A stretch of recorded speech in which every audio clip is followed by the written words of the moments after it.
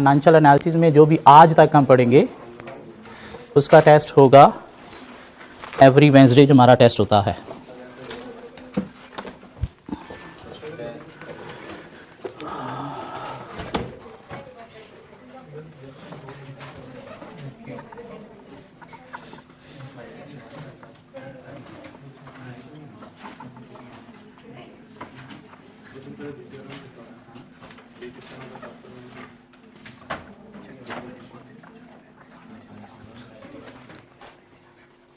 आवाज़ आ रही है ना आप? इसका मतलब पता है ये क्या है? ऐसे ही था, इसमें कोई तो नहीं फंसा हुआ कि ये क्या चीज़ है। वैक कंपनी को कैलकुलेट करना है, किस लिए? किसी प्रोजेक्ट में इन्वेस्टमेंट करते वक्त देखना है कि हमें वहाँ से कितना रिक्वायर रिटर्न कमाना है। ठीक हो गया। इसमें हमने कहा जी कि equity, cost of equity, debt और कॉस्ट ऑफ डेट, ये सारी चीज़ें हमें लेनी है एट मार्केट रेट। क्यों मार्केट रेट पे होगा तो आपका वैक अप टू डेट होगा। ये मार्केट पे हो तो आपका रिक्वायर रिटर्न जो है वो according to market rate of shareholder या डेट होल्डर ही निकलेगा, तो फिर आपको फायदा होगा। अगर यहाँ पे आप ये चीज़ें मार्केट रेट पे नहीं ले रहे तो फिर शायद आप लॉस मेकिंग प्रोजेक्ट में इन्वेस्टमेंट कर रहे होगे। क्यों? आप शायद रिटर्न रिक्वायर्ड जितना आपको मार्केट रेट के अकॉर्डिंगली चाहिए उतना नहीं एक्सपेक्ट कर रहे होगे या निकाल रहे होगे, तो आप शेयर होल्डर और डेट होल्डर का रिटर्न फिर पूरा नहीं कर पाओगे, उनको खुश नहीं रख पाओगे। इसलिए हमें ये चारों फिगर्स जो हैं वो लेनी है एट मार्केट रेट। ठीक हो गया। इक्विटी कैसे हमें निकालनी है? मार्केट रेट पे, मार्केट वैल्यू पे। So market value of equity कैसे निकालनी है? तो उसके लिए हमारे पास कुछ फार्मूला से क्या कर सकते हैं हम? टोटल शेयर्स जो इशू हुए हैं उसको मल्टीप्लाई कर देंगे प्राइस पर शेयर से। प्राइस पर शेयर कौन सी? मार्केट पार वैल्यू नहीं। ठीक हो गया। या हमारे पास जो है वो बुक वैल्यू ऑफ इक्विटी दी गई है, तो बुक वैल्यू ऑफ इक्विटी को हम मल्टीप्लाई कर देंगे प्राइस टू बुक रेशियो पे, अगर क्वेश्चन में गिवन है तो। नहीं क्वेश्चन में price to book ratio given तो फिर ये मेथड यूज नहीं होगा। ठीक हो गया। मार्केट वैल्यू हम निकाल सकते हैं, कैसे निकाल सकते हैं? Dividend over cost of equity. अगर कांस्टेंट डिविडेंड हो तो, अगर कांस्टेंट डिविडेंड हो तो फिर इसके थ्रू भी हम निकाल सकते हैं। नहीं कॉन्स्टेंटली ग्रोइंग अगर डिविडेंड है तो फिर हम मार्केट वैल्यू निकाल सकते हैं कैसे? डी जो लेटेस्ट डिविडेंड है into 1 plus dividend growth rate divided by cost of equity minus G. ऐसा जी कैसे निकाला जाता है? तो जी निकालने के लिए हमारे पास एक तो जो है वो मेथड है क्या? Old dividend into 1 plus growth rate raise to power n is equal to latest dividend. अगर हमारे पास डिविडेंड की हिस्ट्री दी गई है, मीन हिस्टोरिकल ग्रोथ निकालने के लिए फार्मूला है। ठीक हो गया। अगर हिस्ट्री नहीं है तो फिर गॉर्डन ने भी हमें एक फार्मूला दे दिया भाई, G is equal to B into R. ऐसा क्या कहला? या हम जी डायरेक्टली भी निकाल सकते हैं क्या? Retained profit, retained profit divided by opening capital. ऐसा ठीक है ये। अब अगर हमें मार्केट वैल्यू ऑफ के ई निकालनी है, क्या निकालनी है हमें? मार्केट वैल्यू ऑफ के ई निकालनी है। अगर क्वेश्चन में गिवन नहीं है तो कांस्टेंट डिविडेंड की सूरत में हम मार्केट वैल्यू ऑफ के ई निकालेंगे। K E is equal to dividend over market value of company. नहीं अगर कॉन्स्टेंटली ग्रोइंग डिविडेंड है तो फिर के ई निकालने के लिए हमारे पास क्या है? K E is equal to D into 1 plus G over market value plus G. ऐसा ठीक हो गया। चलें आगे। फिर हम चले गए एक नई दुनिया में, डेट की दुनिया में। डेट की दुनिया में और अगर हमने निकालनी है market value of debt, market value of date,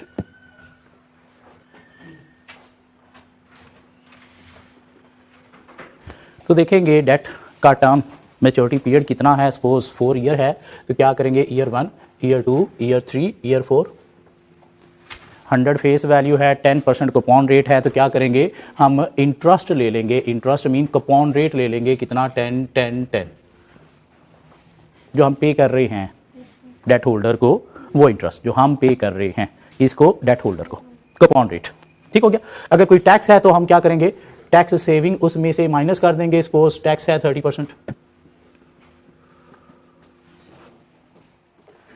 redemption values की देख लेंगे कि इधर फेस वैल्यू पे रिडीम होना है, उसे कम पे रिडीम होना है या उसे ज्यादा पे रिडीम होना है। तो इधर हम लेंगे क्या, रिडम्पशन वैल्यू।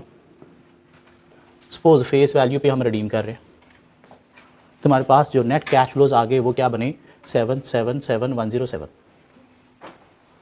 तो मार्केट वैल्यू ऑफ डेट निकालने के लिए हम इसे क्या करेंगे, डिस्काउंट करेंगे एट मार्केट रेट। डिस्काउंट करेंगे eight market rate. Coupon rate है सपोज हमारा 10%, मार्केट रेट है सपोज 9%। तो क्या करेंगे, इसको 9% पे हम जो है वो पीवी निकाल लेंगे। 4 सालों में 7 है तो क्या करेंगे, 7 × 1 - 1 + 0.09 raise to power -4 divided by 0.09। Annuity apply कर दिया। पीछे बचा ये एक 100, तो 100 को हमने क्या किया, डिस्काउंट फैक्टर अप्लाई कर दिया 1.09 रेज टू पावर 4। तुम्हारे पास क्या आ जाएगी, मार्केट वैल्यू ऑफ डेट आ जाएगी। यहां तक सब लोग मेरे साथ हैं। मार्केट वैल्यू ऑफ इक्विटी कैसे निकालनी है, मार्केट वैल्यू ऑफ केई कैसे निकालनी है अगर क्वेश्चन में गिवन नहीं है तो, मार्केट वैल्यू ऑफ डेट कैसे निकालनी है। ठीक हो गया। अब बात करते हैं कि अगर मार्केट वैल्यू ऑफ केडी निकालनी है, कब, जब क्वेश्चन में गिवन नहीं है, तो कैसे निकालेंगे, आईआरआर के थ्रू। आईआरआर कैसे निकालते हैं कि इधर हम एक ईयर 0 भी ले लेंगे। मार्केट वैल्यू ऑफ डेट में ईयर 0 नहीं है, आईआरआर में क्या करेंगे, इधर ईयर 0 ले लेंगे, मीन इन्वेस्टमेंट है कितनी वो ले लेंगे। क्या ख्याल है, डिस्काउंट फैक्टर एक अप्लाई करेंगे सपोज 10%, देखेंगे अगर उसमें एनपीवी पॉजिटिव आ गई है तब हमें एक ऐसा डिस्काउंट फैक्टर चाहिए जिसमें एनपीवी नेगेटिव आए। क्या ख्याल है, तो नेगेटिव एनपीवी लाने के लिए डिस्काउंट फैक्टर को बढ़ाएंगे या कम करेंगे, बढ़ाएंगे। 10% पे अगर पॉजिटिव आ गई तो हम एक 15% डिस्काउंट फैक्टर पे भी एनपीवी निकाल लेंगे। अगर उसमें नेगेटिव आ गई है तो ठीक है, अगर उसमें भी नहीं आई 20% डिस्काउंट फैक्टर पे निकाल लेंगे। क्या ख्याल है, अब हमारे पास 10%, 15%, 20%, 3 डिस्काउंट फैक्टर की एनपीवी आ गई। वो 2 डिस्काउंट फैक्टर चूज कर लो जिनके बीच में एनपीवी 0 होती है। सपोज 15% पे भी पॉजिटिव थी, 10% पे भी पॉजिटिव थी, 20% पे नेगेटिव आई है, तब आप क्या करो, 15% और 20% ये 2 चूज कर लो और उसके बाद फार्मूला में पुट कर दो IRR इज इक्वल टू छोटा वाला a प्लस कैपिटल A बड़ा वाला A capital B into B minus A। अब 15% और 20% वाले डिस्काउंट फैक्टर आपने एनपीवी के लिए चूज किए ना, तो ये 15% वाले की डिस्काउंट फैक्टर मीन 15%, उसकी एनपीवी 20% वाले की एनपीवी 20% माइनस 15%, तो यहां से हमारे पास क्या आ जाएगा, IRR आ जाएगा। और ये IRR क्या है, market value of cost of that mean के लिए। तो यहां तक सब मेरे साथ हैं, मसला तो नहीं कोई, पक्की बात है। ओके, अब चलते हैं आगे। चलो यहां पे डिस्कस कर लेते हैं। डेट की बात करें तो कहता है जी डेट 2 तरह का होता है, रिडीमेबल और इरिडीमेबल।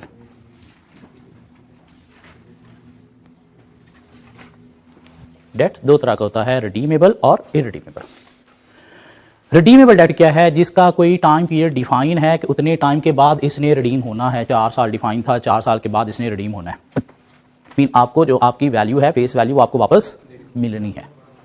ये क्या है, रिडीमेबल डेट, जिसका कोई मैच्योरिटी पीरियड है, टर्म है, टाइम पीरियड डिफाइंड है। इरिडीमेबल क्या है, जिसका कोई टाइम पीरियड नहीं है, आपको मिलना है क्या, हराम खाने को कब तक, सारी जिंदगी, ताक़यामत। ताक़यामत आपको क्या मिलता रहेगा, ये मिलता रहेगा। रिडीम ये नहीं होगा। क्या कहना, ऐसी बात। इक्विटी ताक़यामत आपको जो है वो डिविडेंड मिलता रहेगा, ताक़यामत आपको डिविडेंड मिलता रहेगा। तो हमने परपेचुटी में चले गए थे, R डिवाइडेड बाय I से हमने निकाल लिया था डिविडेंड ओवर KE। क्या ख्याल है, मार्केट वैल्यू ऑफ इक्विटी कैसे हमने निकाली थी, परपेचुटी की, डिविडेंड ओवर KE। तो मार्केट वैल्यू ऑफ डेट अगर हमने परपेचुटी निकालनी है तो वो हम कैसे निकालेंगे, market value is equal to interest over KD। इधर जो मिल रहा था वो क्या था, डिविडेंड, किसको, इन्वेस्टर शेयर होल्डर को, divided by cost of equity. उधर जो मिल रहा है क्या, इंटरेस्ट बोले तो कूपन रेट, किसको, डेट होल्डर को, divided by cost of that mean KD। इरडीमेबल क्या है, परपेचुटी मीन ता क्यामत आपको इंटरेस्ट मीन कूपन रेट मिलता रहेगा। तो अगर हमने इरडीमेबल डेट की मार्केट वैल्यू निकालनी है तो कैसे निकालेंगे, interest mean coupon rate by KD। अब अगर बीच में टैक्स होगा तो क्या करेंगे, अगर इंटरेस्ट 10 है तो उसमें से टैक्स माइनस करके 7 इंटरेस्ट ले लेंगे।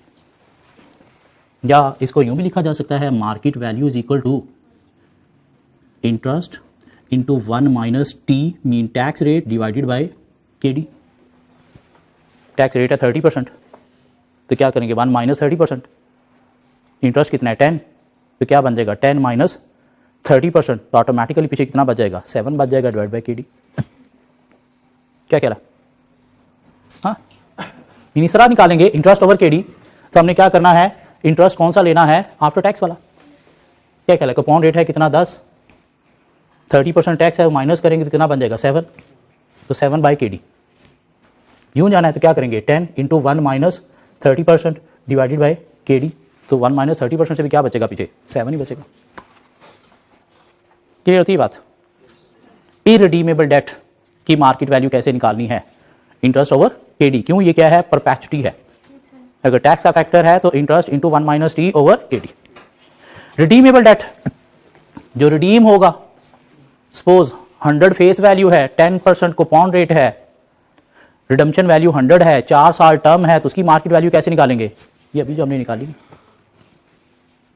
क्या कह रहा, ईयर्स पे क्या करेंगे, इंटरेस्ट कूपन रेट लेंगे, टैक्स सेविंग है तो माइनस करेंगे, रिडम्पशन वैल्यू लेंगे और मार्केट रेट पे क्या कर देंगे, डिस्काउंट कर देंगे। तो ये कैसे निकलेगी, ये ऐसे निकलेगी। जी चलिए आगे।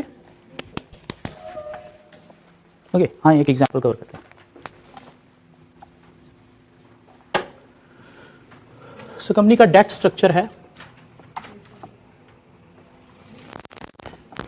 As follows.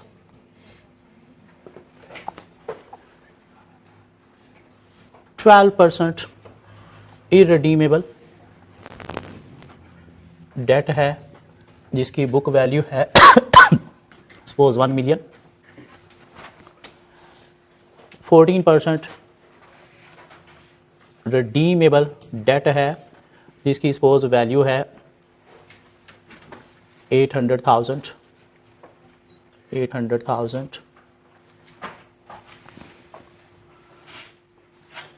Post tax KD for redeemable debt है suppose 7% and post tax KD for irredeemable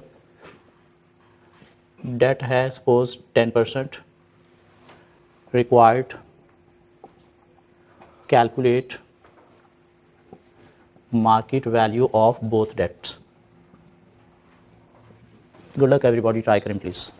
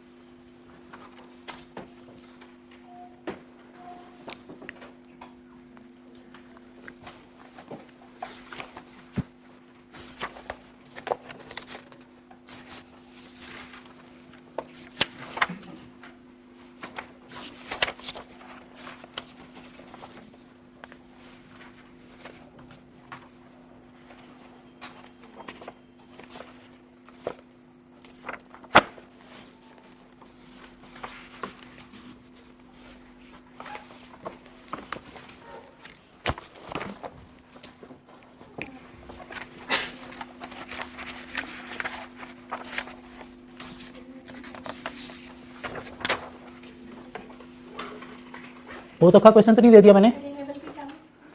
हाँ, रिडीमेबल का टर्म लिख लें 4 years. Redeemable term 4 years.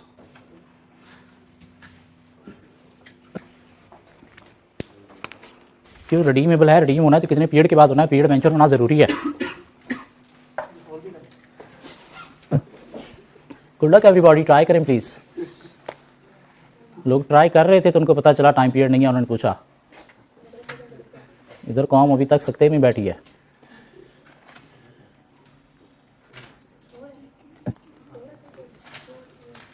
Come on, पहले रिडीमेबल को पकड़ो। स्टार्ट कहां से करें, तो बस ये बता स्टार्ट कहां से करें, फिर आगे देख हम क्या करते हैं। हाँ, स्टार्ट कहां से करें, स्टार्ट कहां से करें।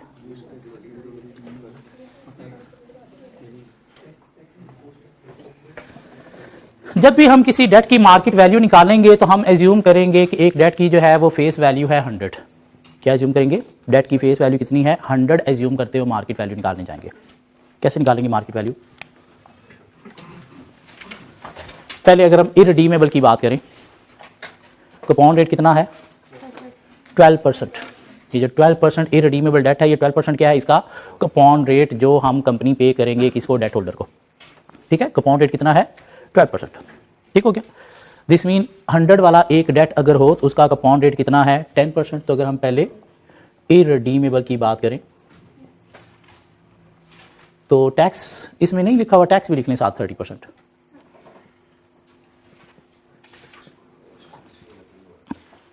ठीक हो गया। इरडीमेबल की मार्केट वैल्यू हमने निकालनी है, तो कैसे निकालनी है, हमने देखा जी market value is equal to interest into 1 minus T divided by KD. Interest 12%, 100 हम एज्यूम कर रहे हैं, फेस वैल्यू कितनी है बॉन्ड की 100, तो 100 mean 12 coupon rate into 1 minus 30% divided by KD. इसका दिया गया है इरडीमेबल का कितना 10%। तो 12 माइनस 30%, 12 का 30% कितना बनता है 3.6, तो कितना बन जाएगा 8.4 divided by 10%। So what is market value of irredeemable debt? Sorry 84।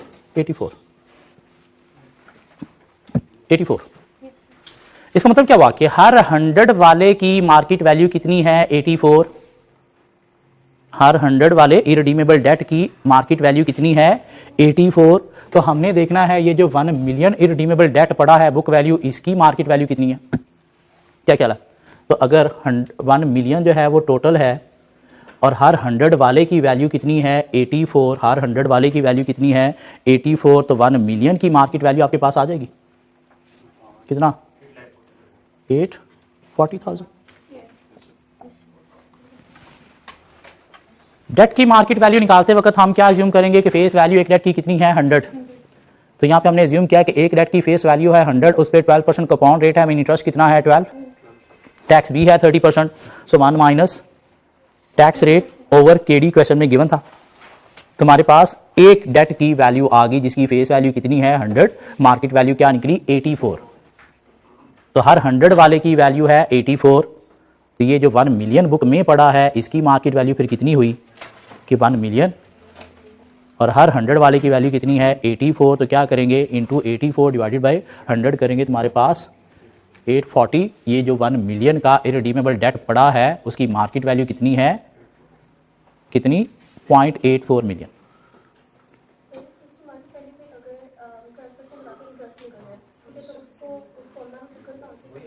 किस फार्मूला में? हाँ तो डायरेक्ट ले लें आप, ऊपर ले लें 12 माइनस 30% मीन 8.4 ऊपर ले लें, डिवाइडेड बाय 10% ले लें तो फिर भी 84 आ जाएगा। मतलब यूं भी निकाला जा सकता है। फिर आप इंटरेस्ट क्या करो आफ्टर टैक्स वाला ले लो ना, मीन 12 माइनस 3.6 आपके पास क्या आ जाएगा 8.4 आ जाएगा। तो 8.4 डिवाइड बाय 10% ले लो, वो भी ठीक है, या 12 इंटू 1 माइनस टी ओवर के डी ले लो, फिर भी 84 ही आएगा।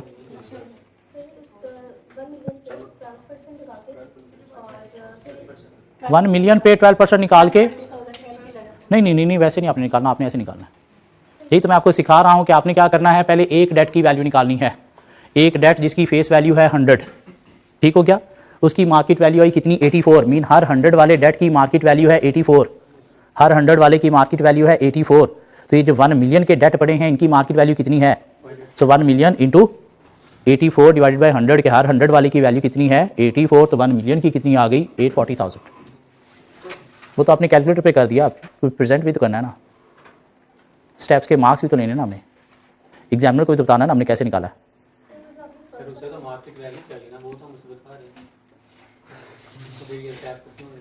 आप ऐसे ले लो, क्या मसला?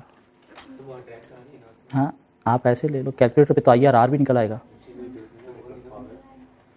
कैलकुलेटर पे तो आप NPV भी निकाल लोगे, उसे क्या शो किया? इरिडीमेबल की मार्केट वैल्यू निकालने की कोशिश करेंगे। ईयर 1, ईयर 2, ईयर 3, ईयर 4 कितना? सपोज हमने एज्यूम किया कि एक डेट है जिसकी फेस वैल्यू है 100, 100 पे कितना मिल रहा है? 14, 14, 14, 14। टैक्स है इंटरेस्ट, टैक्स सेविंग भी है कोई कितनी? 30%। 14 का 30% क्या बनता है? 4.2। सो 4.2 माइनस किया, 4.2 माइनस किया, 4.2 माइनस किया, 4.2 माइनस किया, और उसके बाद हमारे पास कोई रिडम्पशन वैल्यू भी है कितनी? 100। तो हमारे पास आगे जी 9.8, 9.8, 9.8, 10, 9.8। तो डिस्काउंट फैक्टर हमारे पास है कितना? 7%। क्या कहला है? PV at the rate of 7% निकालेंगे तो 9.8 into 1 minus 1.07 raise to power -4 divided by 0.07 plus 100 divided by 1.07 raise to power 4। तो मार्केट वैल्यू मुझे बता दोगे कितनी आती है?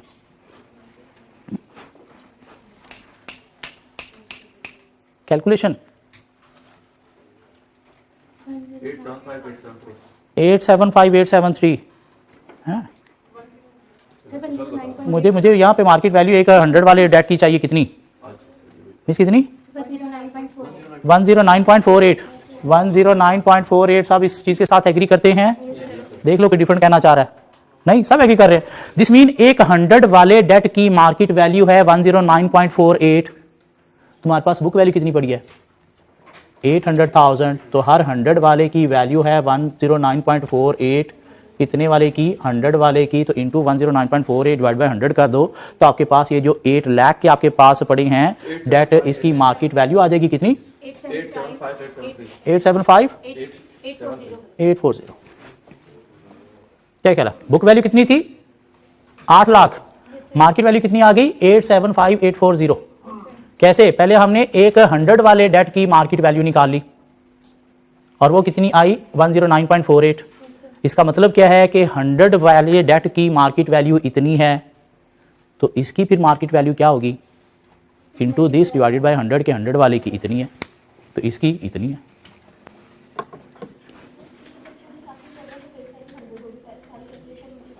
पहले हम 100 फेस वैल्यू के साथ कैलकुलेशन कर लेंगे, क्यों? उसे इजी हो गया ना, कैलकुलेशन भी इजी होगी और आगे वैल्यू निकालना भी इजी हो गया। रादर देन कि हम क्या करें, वो 8 लाख का यहाँ पे जो है वो इंटरेस्ट लिखें, फिर उस पर टैक्स अप्लाई करें, फिर फ्रैक्शन में जाएं, फिर कैलकुलेशन करें, इधर आके पंगे में पड़ जाएं। इसलिए क्या करो, एक डेट 100 है, उसकी फेस वैल्यू 100 है, उसके अकॉर्डिंगली मार्केट वैल्यू निकालो। 14% कूपन रेट है, 30% टैक्स रेट है, रिडम्पशन वैल्यू कैसे हमने गिवन नहीं है, तो हमने क्या अज्यूम कर ली? 100 ही है, उसके अकॉर्डिंगली मार्केट वैल्यू निकाल ली। कैसे? जैसे वो निकाली थी। तो अगर 100 वाले की मार्केट वैल्यू 109.48 है, तो 8 लाख वाले की मार्केट वैल्यू क्या है? Into 109.48 divide by 100। 100 एज्यूम क्यों कर रहे हैं? इसे कैलकुलेशन हमारी इजी हो जाएगी। आपको एक ट्रिक बता रहा हूं कि अगर आपके पास डेट की कोई बड़ी अच्छी खासी वैल्यू आ जाए, उसकी मार्केट वैल्यू निकालनी है, तो बड़ी अच्छी खासी अमाउंट पे कैलकुलेशन करोगे तो आधा घंटा इस चीज में फंसे रहोगे, एरर के चांसेस भी हाई होंगे। इस तरह क्या होगा, कैलकुलेशन आपकी सिंपल इजी हो जाएंगी, क्विक हो जाएंगी, जल्दी आप मार्केट वैल्यू निकाल लोगे, एरर के चांसेस कम होंगे। क्यों? कैलकुलेशन छोटी है, छोटी कैलकुलेशन तो क्विकली आप फाइंड भी कर लोगे।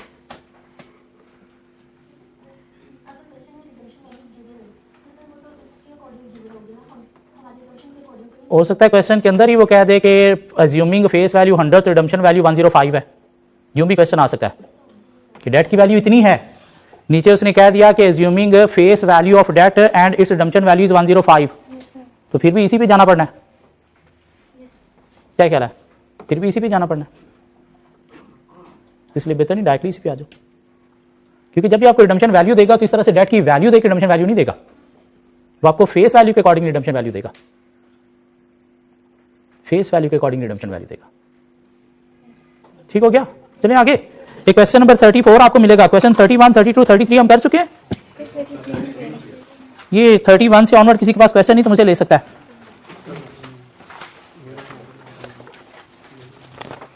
मतलब वो लोग जो सैटरडे को नहीं थे क्लास में, इतने लोग सैटरडे को क्लास में नहीं थे।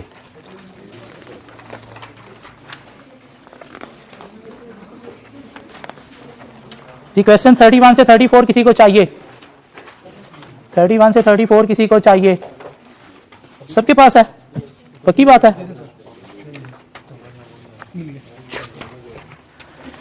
जी 31, 32, 33 हम कर चुके हैं। 33 नहीं हुआ तो करो ना, क्या मसला है? क्वेश्चन 33 का आंसर तो मुझे जल्दी से।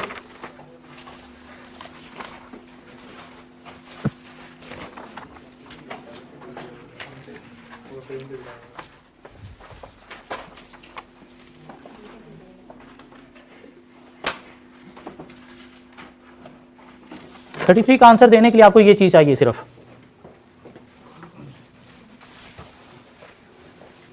वैक निकालना ना आपको। तो देखो market value of equity, market value of केई क्वेश्चन में गिवन है, मार्केट वैल्यू ऑफ डेट निकालना पड़ेगी शायद,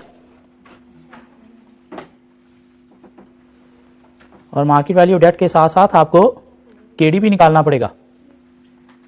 केडी के लिए आपको आईआरआर निकालना पड़ेगा।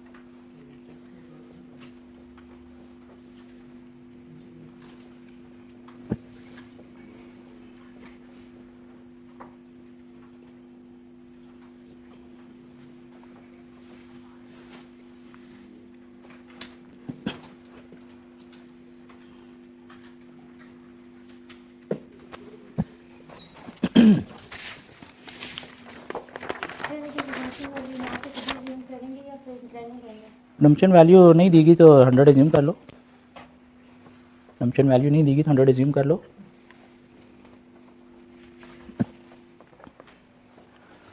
जिधर आओ मिलके करते हैं।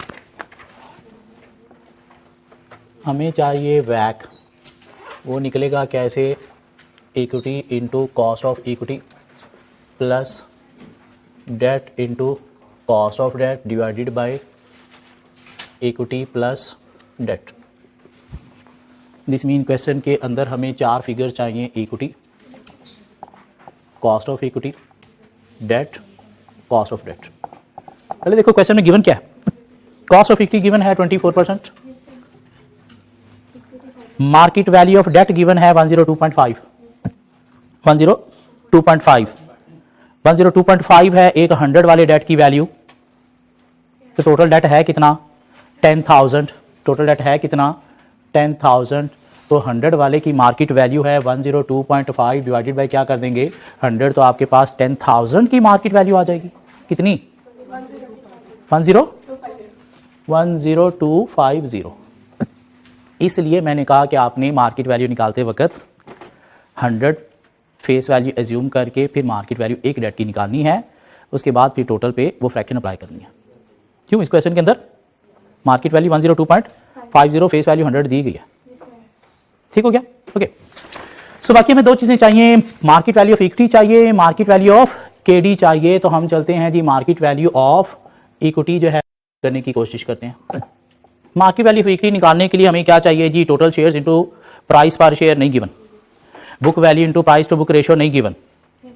क्या कहला, डिविडेंड डिवाइडेड बाय के ई, कब, जब कांस्टेंट डिविडेंड हो। तो यहाँ पे शायद कांस्टेंट भी नहीं है कि उसने कहा 5 साल पहले ये था अब ये है। दिस मीन मार्केट वैल्यू निकालने के लिए हमें इक्विटी की जाना पड़ेगा किस चीज में, D into 1 plus G divided by K E minus जी। क्या कहला, जी हमें फाइंड करना पड़ेगा। सो जी इज इक्वल टू, उसने कहा जी कि डिविडेंड जो है वो 16, 1 प्लस ग्रोथ रेट मीन 5 सालों में ग्रो होते हुए, नहीं 11 से स्टार्ट हुआ, ग्रो होते कहाँ पे पहुंच गया, 16 पे पहुंच गया। कितनी, 7.78। तो इसमें पुट कर दो, डी हमारे पास है 16 into 1 plus 7.78% divided by 24% minus 7.78%, 106.32, 106.32 ऐसा। क्या कहला, 106.32। क्या आ गई market value, number of shares कितने हैं आपके पास, ये पर शेयर आई ना, ये कंपनी की तो नहीं ना आई, पर शेयर आई ना। क्या कहला है, तो इसको नंबर ऑफ शेयर्स कितने आपके पास, 2 लाख शेयर्स हैं, तो उससे मल्टीप्लाई कर दो तो आपके पास मार्केट वैल्यू ऑफ इक्विटी आ जाएगी कितनी, 2126 4000, 2126 4000 ऐसा, 2126 4000, 2126 4000। नेक्स्ट क्या चाहिए हमें, मार्केट वैल्यू ऑफ केडी चाहिए। कैसे, IRR, IRR ना। क्या कहला, कितने ईयर है, 4 साल है हमारे पास। तो हमने कहा जी year 0, year 1, year 2, year 3, year 4। Year 0 में हम एज्यूम कर रहे हैं 100 वाला डेट फेस वैल्यू। तो ईयर 0 में जो इन्वेस्टमेंट है वो कितनी है, उसकी मार्केट वैल्यू 102.5। अब यहाँ पे फेस वैल्यू 100 क्यों नहीं ली, कोई इन्वेस्टर ये खरीदेगा तो कितने में खरीदेगा, 102.5 में। जो इन्वेस्टमेंट है उस पर रिटर्न कितना मिलना है, 10 10 10 मिलना है। तो रिटर्न क्या मिलेगा, 10 मिलेगा, 10 मिलेगा, 10 मिलेगा।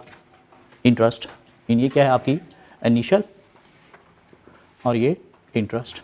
टैक्स भी है, टैक्स है, no tax, no tax, tax नहीं है, यस टैक्स नहीं है। तो रिडम्पशन वैल्यू ले लो साथ, कितनी, 100। तुम्हारे पास आ गया क्या, 102.5 नेगेटिव 10 10 10 110। तो पीवी निकाल लो पहले किस रेट से, 10% से। रेट नहीं गिवन तो पहला रेट 10% ले लो, क्या आ जाएगा 1। टोटल मुझे बस एनपीवी दे दो इसकी कितनी बनती है 10% रेट के अकॉर्डिंग।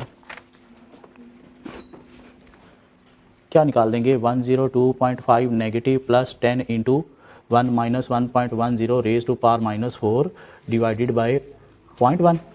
क्या क्या है, प्लस कर देंगे 100 divided by 1.1 raise to power 4।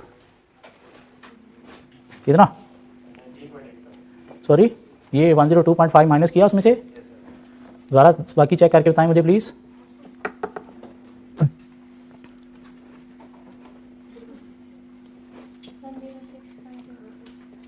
बाकी भी चेक करके बताएं प्लीज। रेट 10% है। 1.10 raise to power -4 divided by 0.1 plus 100 into 1.1 raise to power 4। ये 102.5 नेगेटिव फिगर है जाहिलो, 102.5 नेगेटिव फिगर है। 2.5 नेगेटिव आ रही है, 2.5 नेगेटिव आ रही है।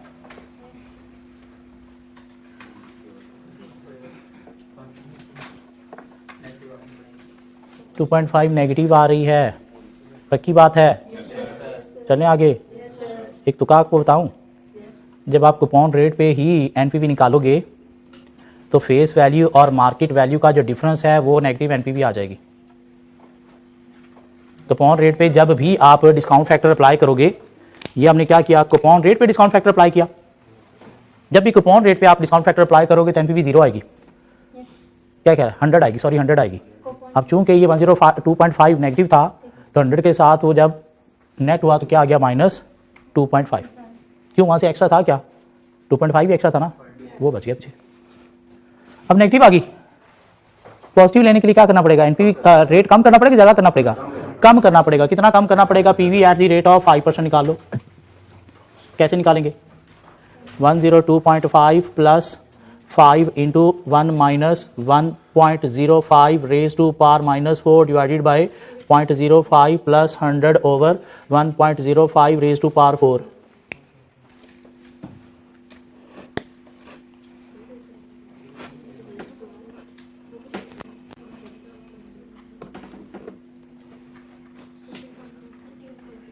कितना, 15.2 पॉजिटिव, 15.2 पॉजिटिव।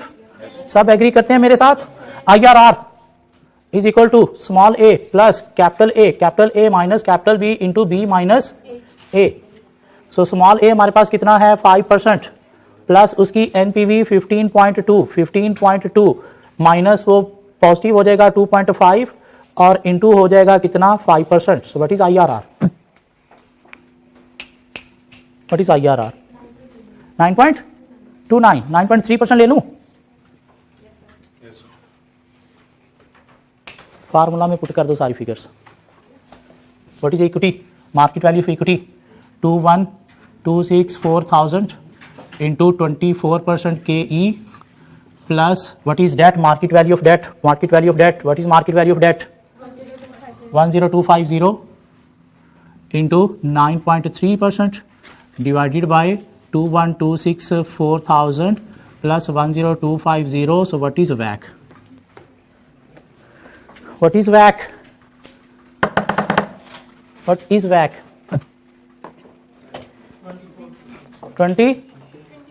24 exact, 23.99,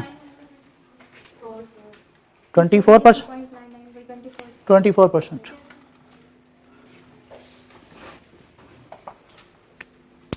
इसका मतलब क्या है, इस 24% का मतलब क्या है कि कंपनी को अपने शेयर होल्डर और डेट होल्डर का 24% और 9.3% देने के लिए कितना कमाना है, कितना कमाना है, 24% कमाना है।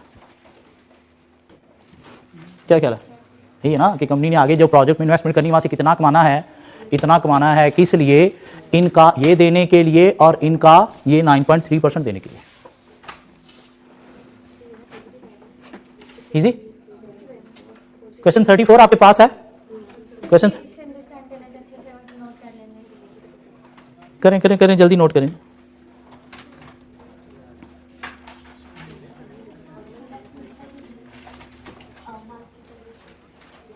ये आई थी मार्केट वैल्यू ऑफ इक्विटी पर शेयर, क्योंकि ये डिविडेंड पर शेयर था, ये डिविडेंड पर शेयर था। ठीक हो गया, तो डिविडेंड जब पर शेयर ले रहे हैं तो फिर आपके पास मार्केट वैल्यू पर शेयर आ गई। तो आपने market value of equity mean company की लेनी है।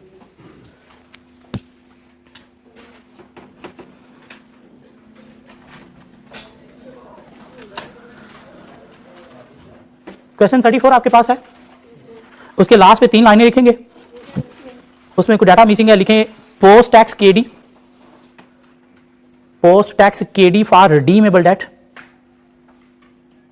RED redeemable debt 8%, redeemable debt 8%, post tax KD for irredeemable debt, question 34 के नीचे मैं लिखवा रहा हूं, post tax KD for irredeemable debt 9%, post tax KD for redeemable debt 8%, irredeemable 9%, required calculate WACC for Orange Limited, calculate WACC for Orange Limited,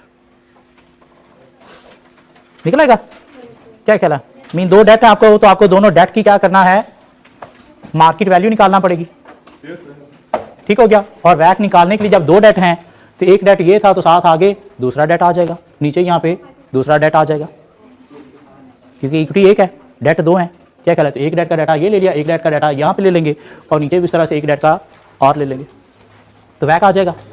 homework हो जाएगा, उम्मीद है हो जाएगा, यकीन कल आएगा।